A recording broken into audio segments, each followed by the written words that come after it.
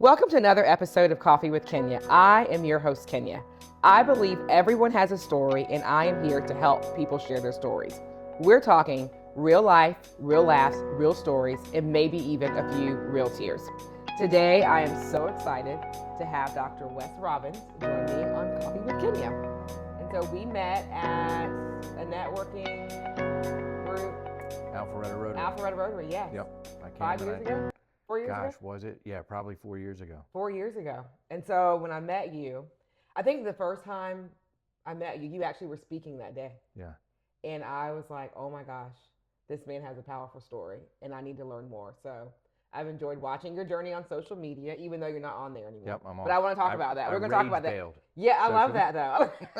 That's the hip term that the kids What use. is it? I rage bailed. You rage bailed. Social media. Oh. I bailed off of it with rage. I was like, I can't do this anymore. Rage bailed. Yeah. Oh, that's okay. The only reason I know is because I work with so many youth. Okay, I'm like. Otherwise, I'd be the same as you. I'd be like, what's that term? Right.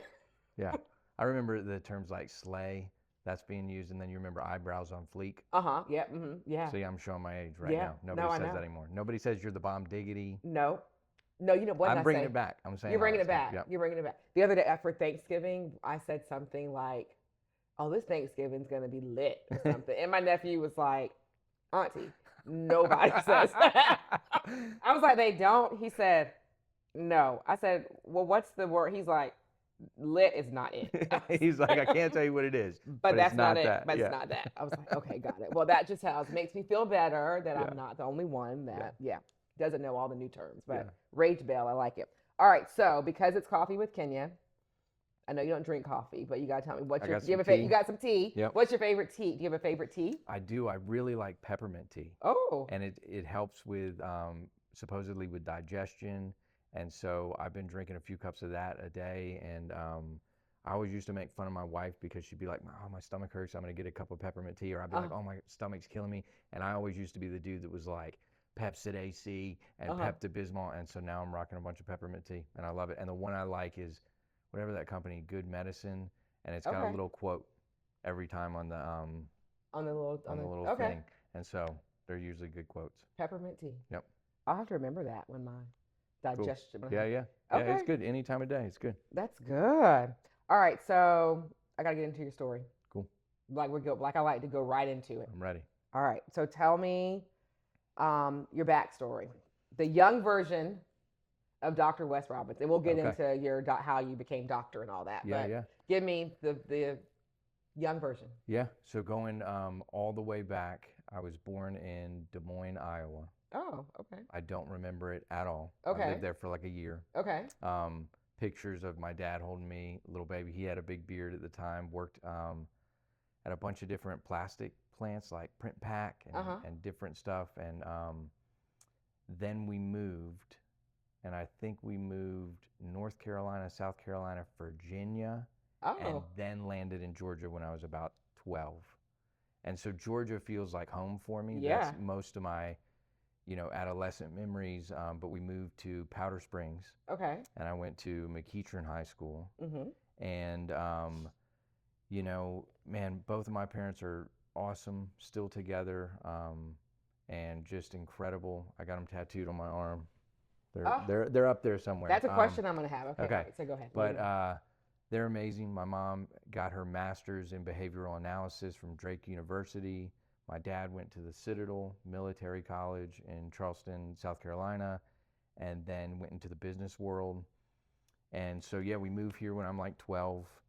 I go to middle school, TAP middle school, had tons of anxiety, just free-floating, generalized anxiety. I think I was just an anxious kid, very empathic, and could pick up a lot.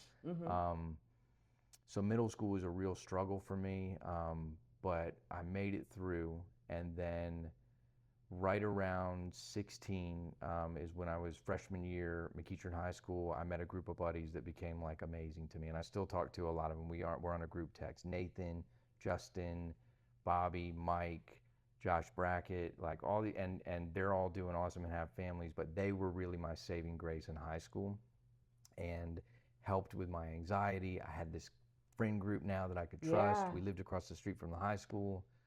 And then I always loved music. fell in love with it, started playing guitar when I was like 13, and it was amazing, opened my world. I was awful at everything else. I tried baseball, basketball. I was on the golf team for 2 weeks, Oh, got not 2 kicked weeks. off of that. Yeah, I was. 2 I was, weeks. and then I played basketball for a little while, got the ball one time, scored for the wrong team. It was not good. I was not athletically talented, nor did I really care or want to engage in those things, but I found my voice when I found music, started playing guitar, and I remember my first concert was actually 8th grade. My dad picked me up from middle school, and he said, look in the glove compartment, and it was 2 tickets to the Rolling Stones. Ooh. I know, this was my first show. That's a nice It first was concert. awesome. And who opened up? Bryan Adams opened up. But the first time I saw that, Kenya, I was like, this is amazing. Started playing guitar even more, went through my parents' record collection. Fast forward 16, I go get a job at Camelot Music at Town Center Mall.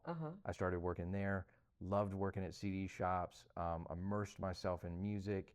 And then 17 to 24 were really these years of exploration, meeting a lot of my friends at the time when I was 17 were older. And I had met these people that were like. So these are the old friend, the same No, friend group this you're is talking a about? new friend A new group. friend group. Okay, So okay. I still got that old friend Okay. group that's tried and true, and they're pretty healthy. And then I meet some of these cats that I'm working with at this CD shop, and I just think they're the coolest thing in the world.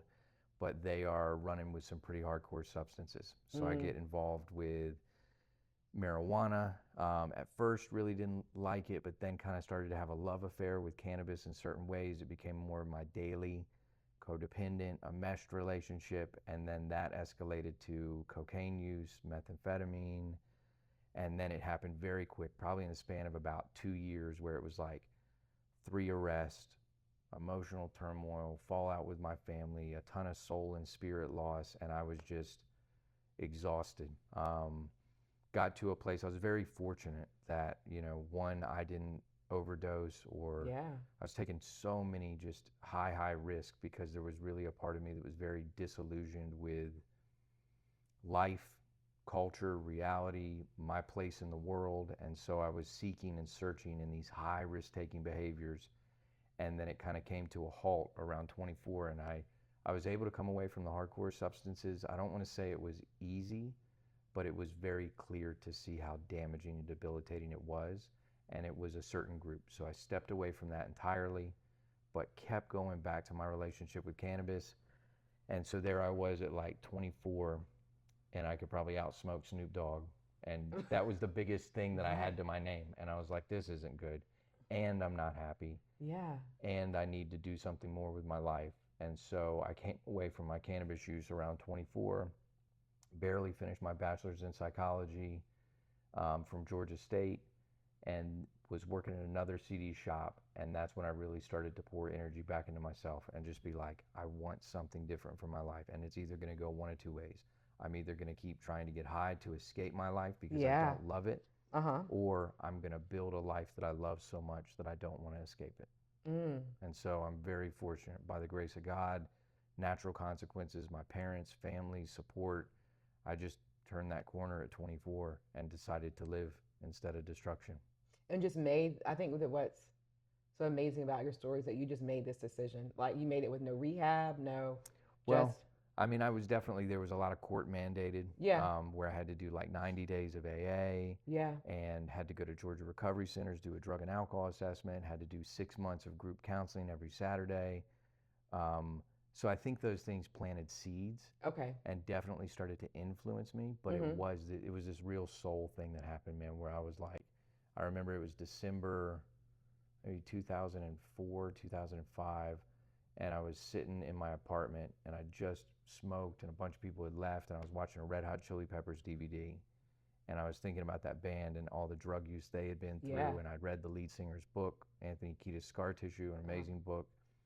And I started to think about the last 7 years of my life. And I was like, how much I'd chosen substances over myself, health, family. My little sister Hannah, who I adored and never went down that route, was so worried about me, and I'd done so much emotional strain and damage to my family. And so it was just this profound moment of, I don't want this anymore. And it's not that it wasn't hard, but it was a big, like, heart moment where it was just, I went and looked at myself in the mirror and I was just like, I have to change. I have to start making different decisions. And then it was little by little. I'd go hike Kennesaw Mountain a lot. Yeah. And I'd take a book bag, a couple things of water, some Nutri-Grain bars or whatever, and I'd just go spend 4 hours up there just writing, journaling, crying, listening to music, running. But it was a win for my day as long as I didn't use. Okay. And I just kept doing that. Yeah. And things started to open in beautiful ways. The distractions.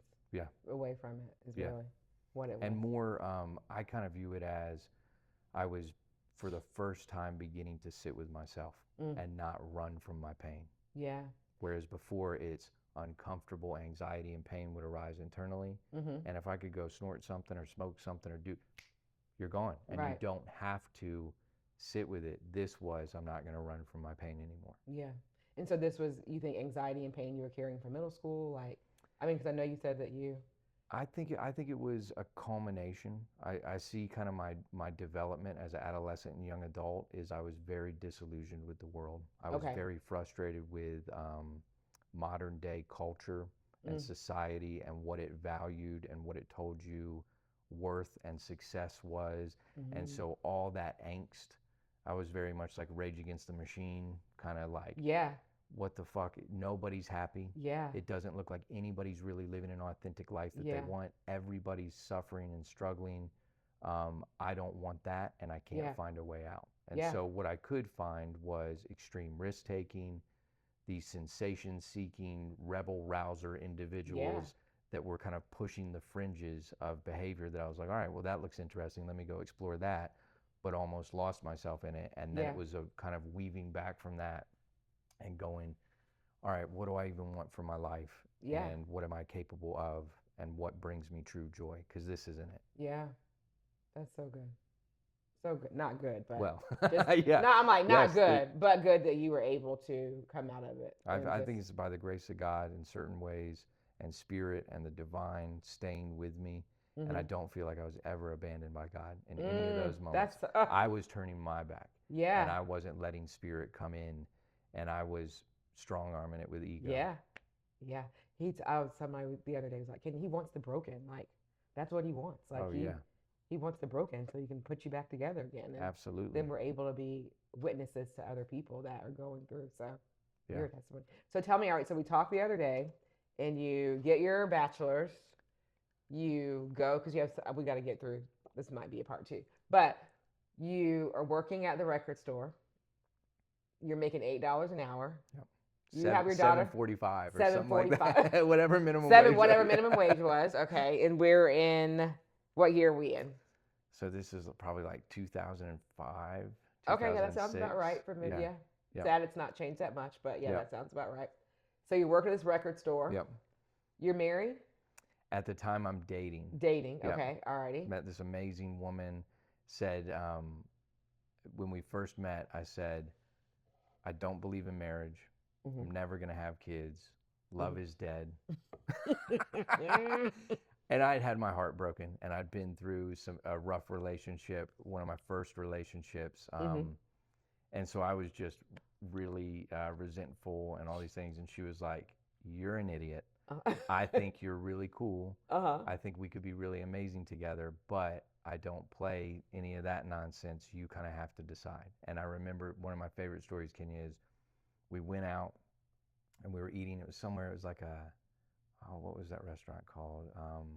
Taco Mac. Okay. Do you remember Taco Mac? I love Taco, yes. We went to a Taco Mac one night, and at this point, I've been like, look, I'm cool to hook up, but I'm going to have multiple hookups. I'm not dating anybody. I'm not, all this stuff. Right, I'm living, You remember when Pee Wee Herman, you remember that movie, and he's like, I'm a rebel, Daddy. Yep. I'm a rebel. Like, that was my shit I was trying to do. But she was like, I need to let you know, I hear you, but my mom, it was either her mom or a coworker, she was like, set me up on a blind date. And I was like, oh, cool. And I was like, you going to go? And she was like, well, I mean, yeah, I'm going to just kind of go see what it's like. And I was like, cool. What's his name? And she like said like, Brad or something. And I was like, all right. And then about 5 minutes later, I was like, yo, don't go. Like, I think I love you. I'm really scared. I don't know how to do this. I think I want to do it. Like, and she was like, okay, cool. And about 5 minutes later, she was like, I made it up. There was no blind date. And I was like, that is so good. Like, I really like you now. And so we just spent more and more time together, and she's become my wife of 16 years this coming year. We got 2 little daughters, and she's my everything, man. Oh, that is so beautiful. Yeah. Oh, that's so good. Okay.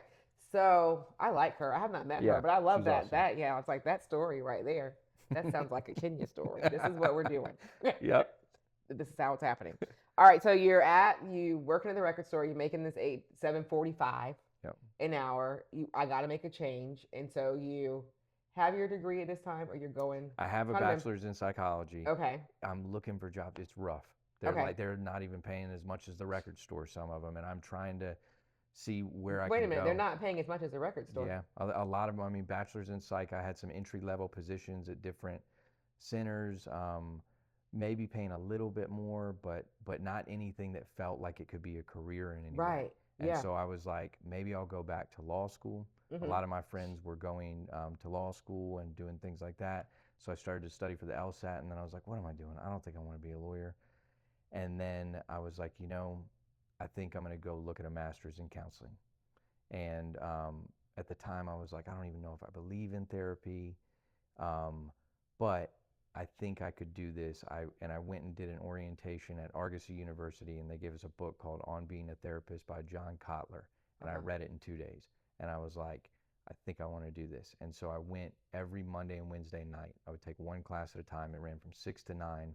And I did that master's program over the span of 3 years, 2 years of academic work, and then a year internship.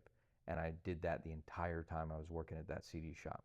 And CDs were phasing out. Nobody was coming into the store. I had an amazing manager that was like, work on your school stuff while you're up there. Yeah. So I go in to open up the store, and I just started to consume everything, every class, every text, all my papers.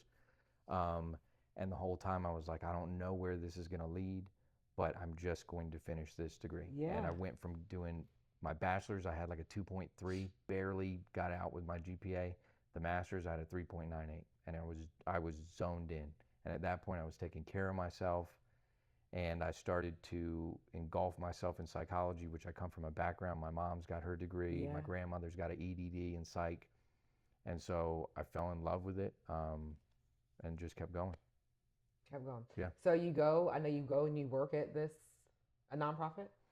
I worked at an organization. After you graduate? Yes. So right at the tail end, I'm doing my internship at Peachford Hospital, and I find this really unique organization called Vive Family Support Program. And they are now called Team Wonder, and they're amazing. Still the same owner, Dave Hers. Willow Rubin is their clinical director. She's phenomenal. But they were so unique, and they were doing out-of-the-box relational experiential therapy with youth anywhere as young as 10, as old as 25, and you would go out into community, and I was a therapeutic mentor. So I went mountain biking, hiking, rock climbing, skydiving with a client, like all these adventure-based things, and we'd also go out to eat and go see movies, anything to be able to build true, authentic relational connection and do healing work, and these young people saved my life. I mean, it was like, I'll get emotional, but that's all we got, tissue. Yeah. Real life, real tears. But I mean, it was phenomenal. They were a mirror to me in so many ways, and that's where I found my calling. That's where it was like, if I can help any one of these young people that has walked any of the challenges or adversity that I went through, where I felt lost and I didn't have a guide, and of course I had guides that were, but they were all older. They were all adults. But I didn't have anybody that was like in their 20s or early 30s being like, yo, homie, let me tell you, these people really aren't your friends. They don't really care for you in this way. And so I was able to embody that, and these young people were opening up. And so I was like, this is something I'm good at and I'm meant to do. And so I spent 6-7 years working for them, went from therapeutic mentor to parent coach to clinical team lead, hired the entire Atlanta team. Yeah, it was awesome. So I have to ask you this question. Are we all tattooed at this time? No. Okay. Yeah. I'm like, they're connecting. So I'm like, are you all tattooed at this time? No. So at this time, I went when I was 18. As soon as I could legally get tattooed, I went. And it's so funny because my dad, I remember this story, he had gotten a tattoo, and this was like 1970s when he went to the Citadel. And he got his initials and some stars on his arm when he was like 17. And then I think something of the story goes, his mom found out, got pissed off, made him go get it removed. They didn't have lasers back then. They just cut the ink out of the skin with a scalpel. So he's got a wicked scar that he would tell everybody was a shark bite. Oh my God. But we were driving in an old Volkswagen that he had, and I was maybe 10 years old, and he was like, Wes, promise me you'll never get any tattoos. I know. And at the time, I'm 10, and I was like, yeah, okay, sounds good. I don't want any. But man, fast forward to 18, and I was like, I love art. Tattoo culture, I was fascinated with. So I went and got my very first tattoo, which was this Japanese artist Hokusai that's done the Great Wave, but it's a carp and a stream and then a cup. But that was my first one when I was 18, and my parents were like, really? They were like, "What are really? you?" Yeah, oh yeah, they were like, "Come on!" Right. And I was like, "What are you gonna do?" Right. I'm 18, you know. And then I went and got another piece here, another piece here, a big tree, some flowers, and then kind of went through my dark night of the soul, that 17 to 23. And at some point, my parents were like, look, we don't give a shit about tattoos. Please don't kill yourself. Yeah. Please stop taking these severe risks. Please just be healthy. Yeah. And so I slowed down on tattoos, started to pursue that master's. And it wasn't until I started the first year of the PhD program that I got into that a lot of people, I had my LPC, I got my full license, I had a private practice, people were referring to me regularly, and everybody would be like, you're gonna love Wes, let me give you a heads up. He's covered in tattoos. And I just had, my arms. Right, yeah. But I was like, they're saying it every time. I still love art. Yeah. This is my path. I'm going to go get every tattoo I've ever wanted. And that's when I got my hands and my neck. And then my face was a little bit later, but it was all kind of part of the journey of being authentic. And what I started to notice was the more authentic I could be, the more space I could curate for people to be their authentic selves. That's why I asked that question. Did you have the tattoos when you started working with these teens? Because I feel like for me, if you came to me, I'd be like, oh, this dude is cool. Like I can relate to him. Yeah. Like I can. I had a couple of them, and and I remember Dave Hers, who I love, and he's been a mentor, but he was my boss at Vive, and I got into a big debate with my dad before I went and did the interview. They flew me out to Colorado, and I had to do 7 interviews back to back, and my dad was like, "What are you gonna wear?" And I was like, "I think I'm just gonna wear like a polo shirt and jeans and these New Balances." And he was like, I think you should wear a suit. And I was like, I don't know, man. I talked to this guy, Dave, for like an hour on the phone. It's work with youth. He's really down to earth. We talked all about music. I said, I think I'm just going to go rock this. And I did. And I got off the bus in Boulder, and he was like, oh, man, the kids are going to love your tattoos. And I was like, oh, thank God. Because every time I've worn a suit, it's not me. Yeah, and I'll do it for certain occasions, but when you don't feel like yourself, and next thing you know, you're doing this weird robot stuff that the whole time, and then you get out of the place and you're like, oh, I can breathe. Breathe. Yeah, no. So, but they did, and the kids liked it, but it was never performative. It was never like, I'm gonna go try and stay hip for kids to see me as hip. Because I'd always be real with them. They play me music they liked, and I'd be like, that fucking sucks. So pardon my language. That's awful, dude. I don't like that. Yeah. And it was just, but being authentically me, closing my eyes and being able to be like, who do I feel like? And then being able to look in the mirror and go, I love how I look. And it's for me. Yeah. And I think a lot of people will do heavy body modifications for others, like trying to get a reaction from others and do that. And of course, people see it, but ultimately I feel like me. I love all of my art pieces and I forget about it. So when other people will be like, what's the 22? I'm like, what do you mean? And I'm like, oh, wait a minute. Or there's been times where I'm like eating and I'll be like, oh, and I'll think like something's like a bug, and I'm like, it's my tattoo. It's my tattoo. It's my tattoo. So I forget about it a lot. That is too funny. Yeah. What a great story, though. Yeah, because I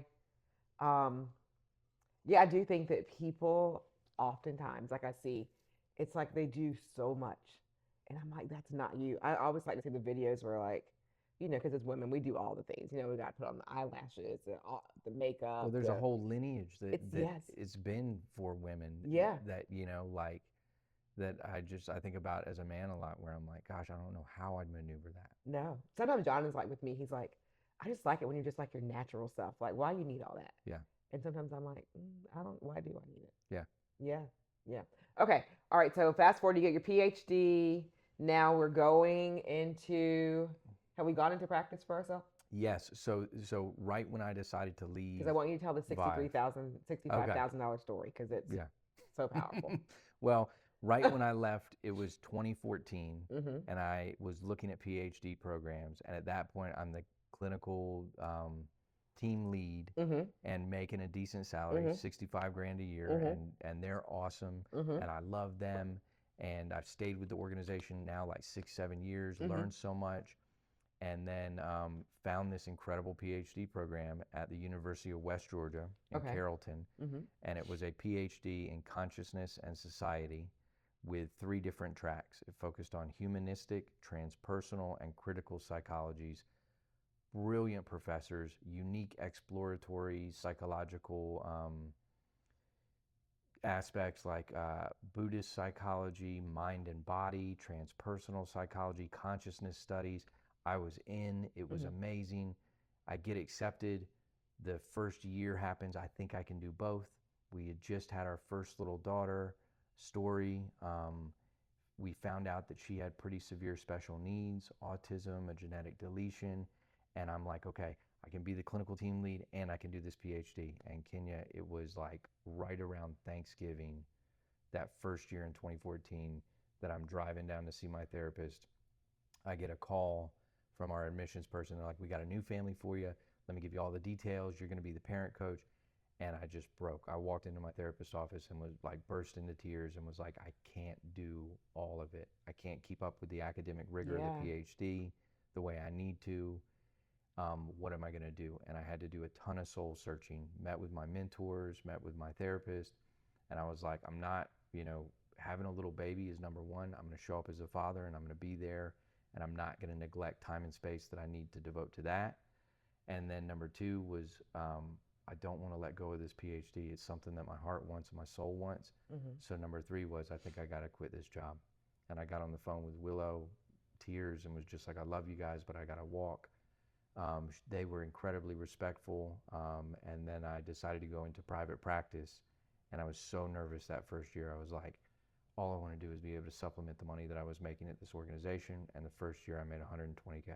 And I was like, but money was never the focus, and it was always, I'm going to go get a space, I'm going to curate it, and every single client that I have, I'm honored, I'm in service, that's soul work, I'm bringing my all to it. Yeah. And it just started to pick up. And so from 2014 to almost 2018, 2019, my practice just exploded. Went from 2 days a week to 3 days a week to 4 days a week, 3 different offices, giant waiting list. I couldn't keep up. Yeah. So at this time, you're the only therapist, or you hired a staff, or? No, at this time it's just me. Oh and my I God. keep scaling my office up. So most therapists will go and get 2 chairs and a freaking IKEA thing Yeah. and keep it for 25 years. Yeah. I was like, I'm going to get an even bigger office. And so my last office was 1,500 square feet. I put a giant pool table in the middle. I had a dartboard, a flat screen TV, Nintendo Switch. And then I had a whole section that was like French doors that opened up to my therapy office, and it was awesome. I mean, young people were coming in, and I get these calls like, my son or my daughter has been to this many therapists in this wilderness program, in this residential, in this IOP, and they're still struggling. They won't talk to anybody. And then they come in, and I felt so honored, but I'd just be myself, carve sacred space, and parents would call me and be like, I don't know what you did, but my kid wants to see you again. And so what drove me to eventually open up the center was Okay. 6 or 7 years of families telling me how the mental health industry and system had failed them. They hadn't gotten the services they needed. They didn't feel like it was helping as much as it could. Mm-hmm. And that's what drove me to be like, all right, I want to do something more. Tell us. So you said this. So tell us about the center, so the Yeah. audience knows the center. So 2020, Mm-hmm. I had 11 grand to my name, and basically took all of it, looked at my wife, and I was like, I want to go open this community center. Do you remember the movie Breakin'? Mm-hmm. Breakin' 2, Yeah. Electric Boogaloo, Oh yes. Ozone and Turbo? Mm-hmm. Okay. I'm like, you want to? They had, I watched it when I was younger, and I loved it, man. I wanted to be a breakdancer so bad, but they had a community center, Right. and it was called The Miracle. And I think it stuck in my psyche.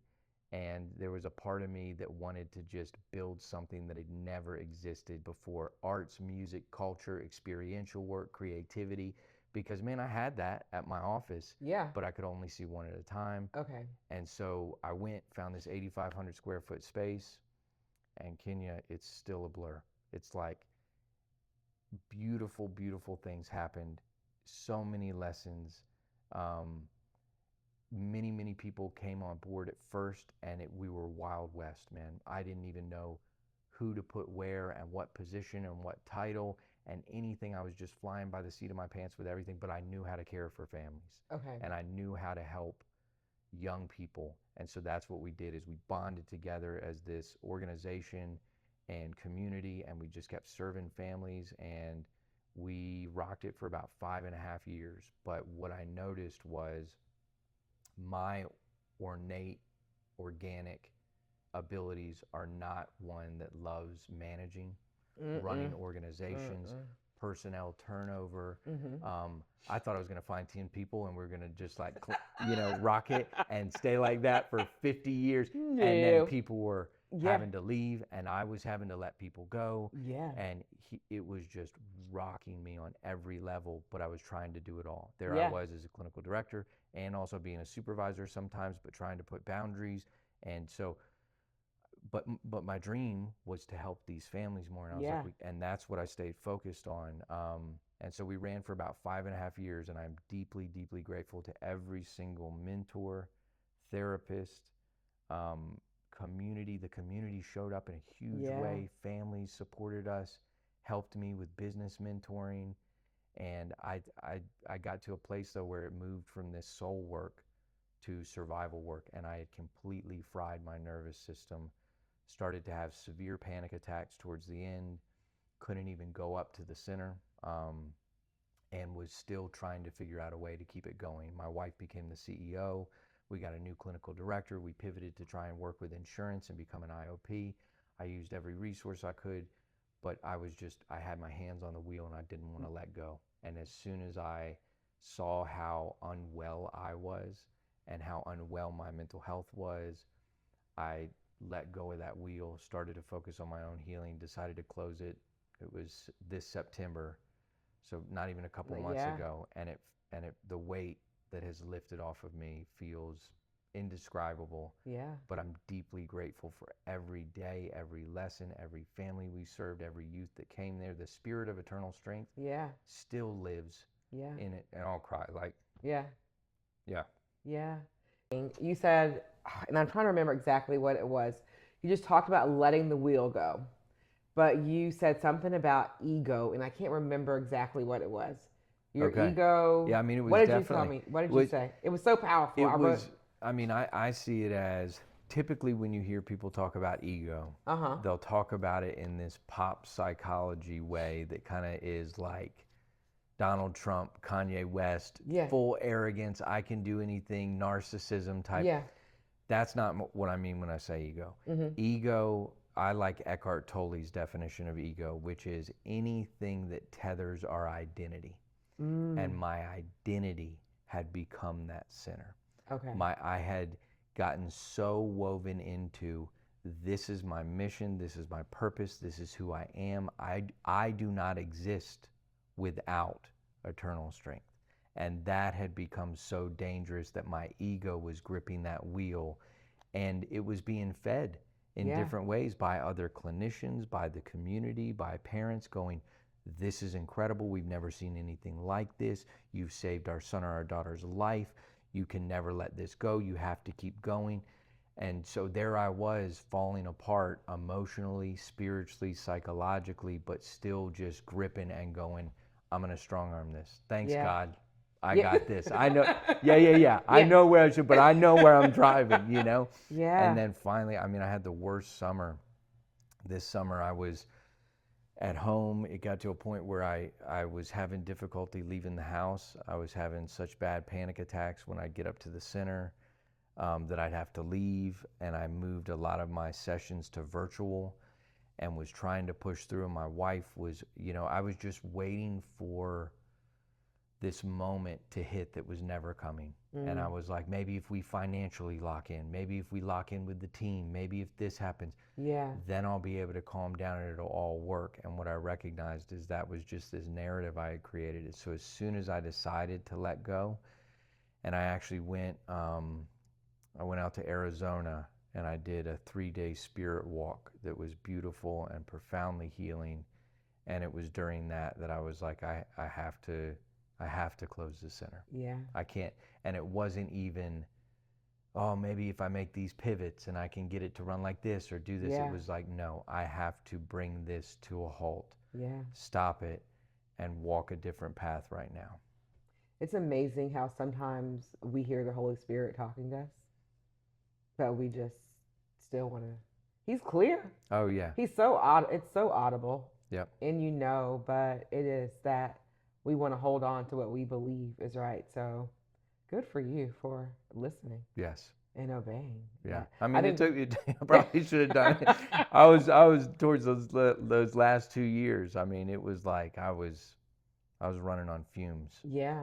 Yeah. But you think about like I'm sure there are many business owners that may or may not hear this, and I'm sure in your shoes now. And so you don't realize the freedom that we have from letting go a lot of times. Absolutely. And a lot of times we hold on to things for too long. I say things, people, jobs. Expectations of how things should be and should work instead of radical acceptance and saying, why is this showing up? What is this teaching me? What really matters? Right. All right. So now we've closed the center. Yep. You are a new office now, less stress. Yes. And it was divine in certain ways. It was really, really rough for me, Kenya. Like emotionally, I'm an emotional dude and I wear my heart on my sleeve and I'm an external processor. And so I was going through all these emotions, closed the center, had incredible community and business mentors that had helped and were like, it's okay. Yeah. You're going to rebound. Was riding around looking for spaces and had another kind of flush of anxiety with my wife, and I was like, I can't do this. It was bringing me back to riding around looking for spaces to build the center. But then one Sunday we're riding around and literally less than a mile from where the center was, there's this little house on 1960s ranch house, white, and it's got a for lease sign. And I was like, let me pull in. We pull in our minivan. I walk around the back. I'm like, this is awesome. Let me call the number. I call, guy doesn't pick up. He calls me back first thing Monday. Super old school country dude named Mark. Mm-hmm. And he's like, that's my great granddaddy's house. It used to be an auto broker dealership.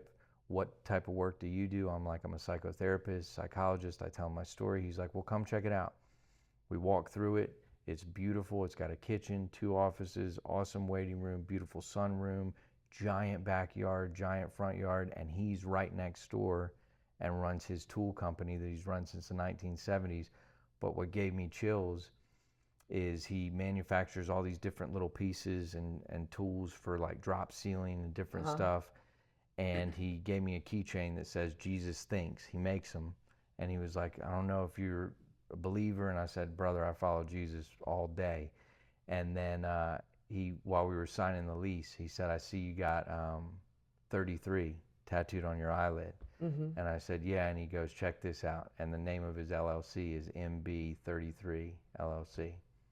And that's good. Yeah, it's awesome. And he's amazing. And he's helping us out with kind of getting back on my feet. And I'm so blessed. I just let people know I'm in private practice again. Yeah. I'm seeing clients. I'm working with families, with older adults, with younger adults, with youth, and went from 4 clients to 18 within a month, and still am getting referrals.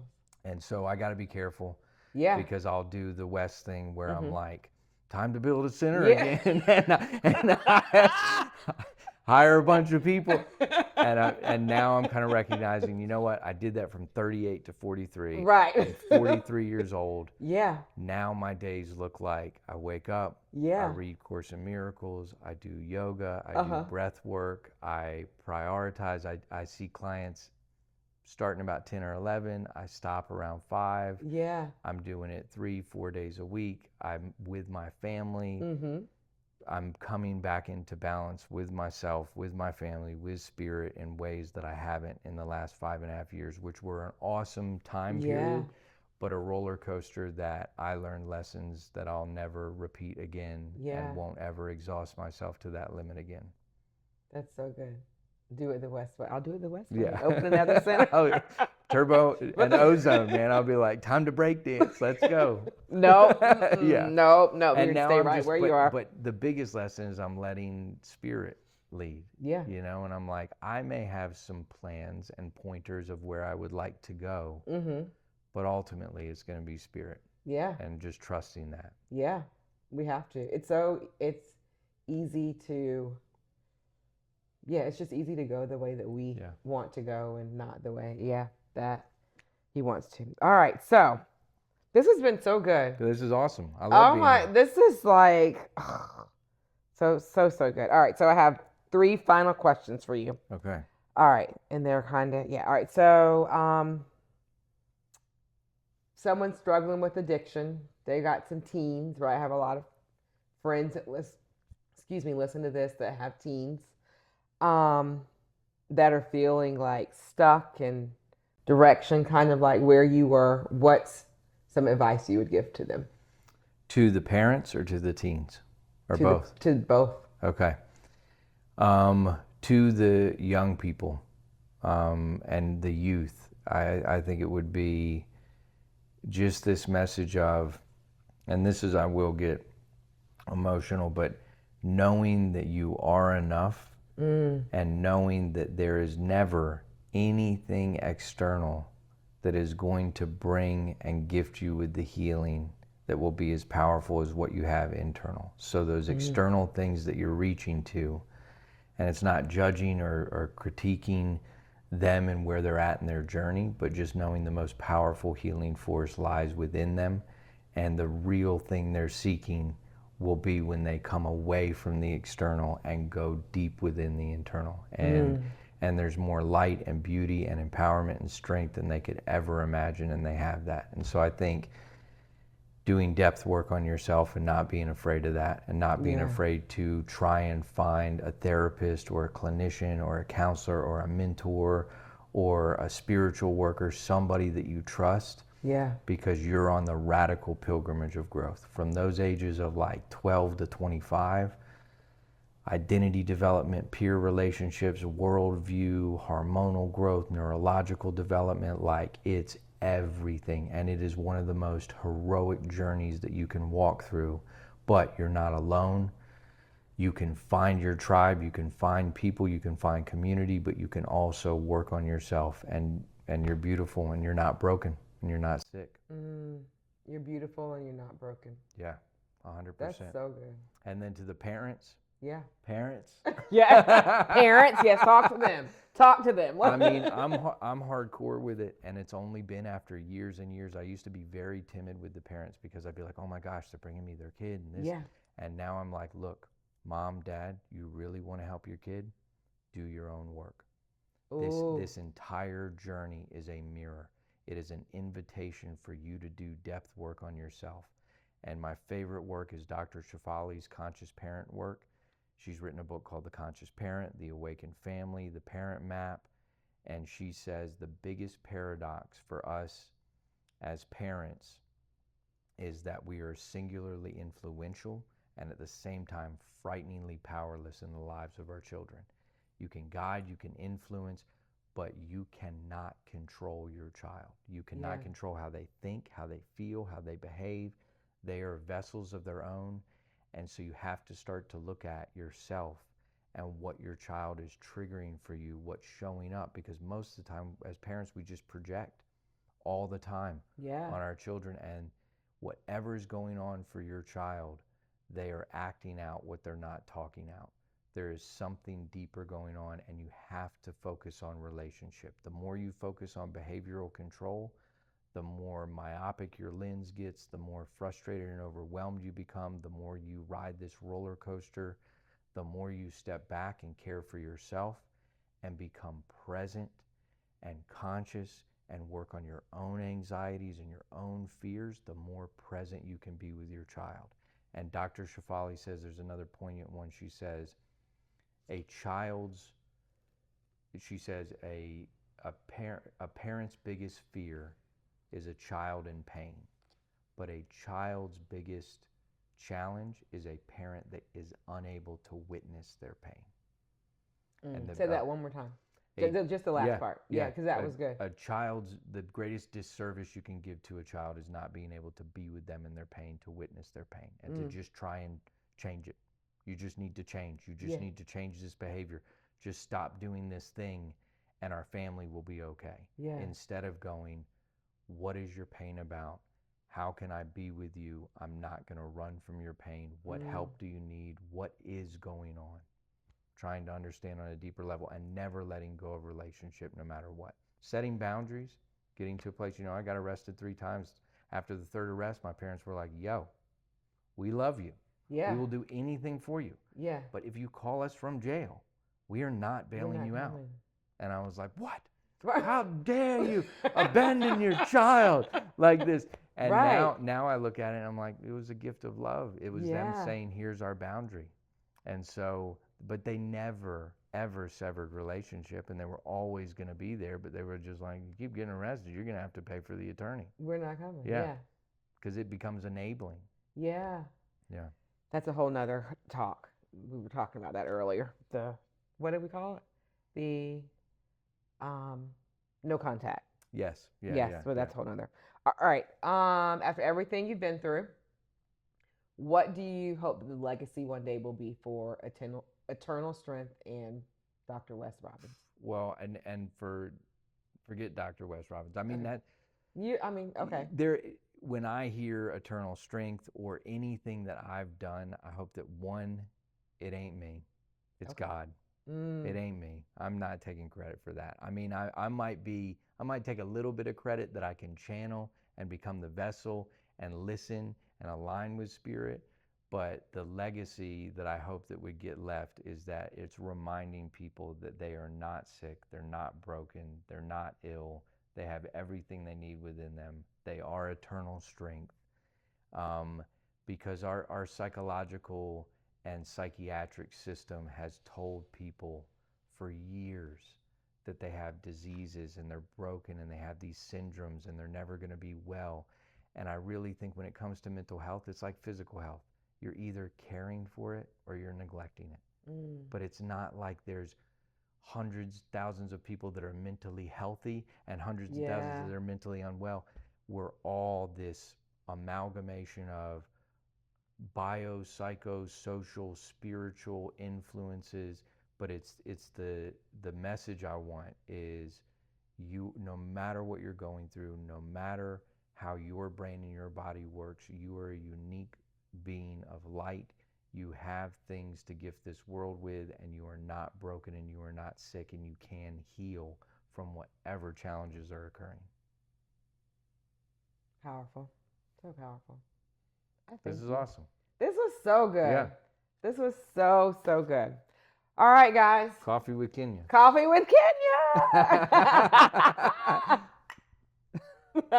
So, I have so many other questions that I could ask Wes, but we'll have to do another episode. But I hope that you all enjoyed this episode. And as you know, if you do, I need you to do 3 things. And that is CLS. That is comment, like, and subscribe. Again, comment, like, and subscribe.